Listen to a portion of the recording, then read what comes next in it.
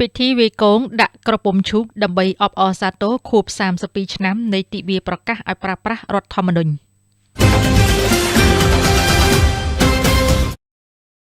អាដាមវងផាណាតប្រធានក្រុមប្រឹក្សាខេត្តអាដាមម៉ាងស៊ីណេតអភិបាលនៃគណៈអភិបាលខេត្តព្រះសីហនុអញ្ជើញវាយកូនដាក់ក្រពុំឈូកដើម្បីអបអរសាទរខួប32ឆ្នាំនៃទិវាប្រកាសឲ្យប្រើប្រាស់រដ្ឋធម្មនុញ្ញ24កញ្ញាឆ្នាំ1993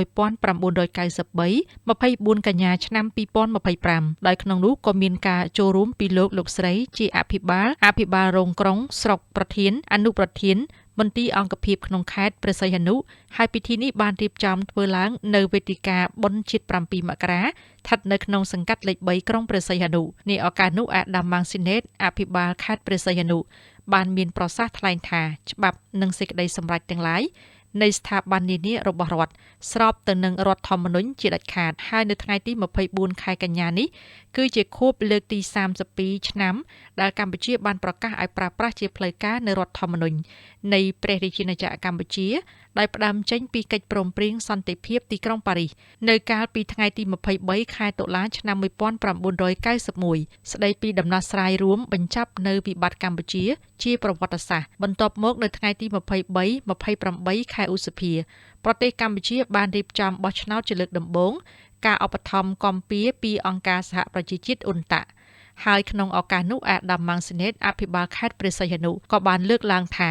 ក្រោយពីការបោះឆ្នោតរួចមករដ្ឋធម្មនុញ្ញជាតិក៏ត្រូវបានបង្កើតឡើងជាប្រវត្តិសាស្ត្រក្នុងឆ្នាំ1993នៅក្នុងមហាប្រាសាទទេវាវិនិច្ឆ័យក្នុងព្រះបរមរាជវាំងព្រះករុណាព្រះបាទសម្ដេចនរោត្តមសីហនុអតីតព្រះមហាវីរក្សត្រព្រះបរមរតនកោដ្ឋព្រះអង្គបានឡាយព្រះហស្ថលេខា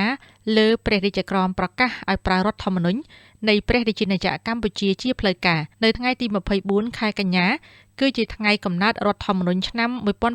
1993ដែលមកដល់ឆ្នាំ2025គឺរដ្ឋធម្មនុញ្ញកម្ពុជាមានអាយុកាល32ឆ្នាំហើយដូចនេះរដ្ឋធម្មនុញ្ញគឺជាច្បាប់កំពូលនៃព្រះរាជាណាចក្រកម្ពុជាដោយតាមសេចក្តីសម្រេចទាំងឡាយនៃស្ថាប័ននានារបស់រដ្ឋត្រូវស្របទៅនឹងរដ្ឋធម្មនុញ្ញជាដាច់ខាតហើយរដ្ឋធម្មនុញ្ញកម្ពុជាបានចែងជាគោលការណ៍នៃការបែងចែកអំណាចដាច់ដោយឡែកពីគ្នាគឺ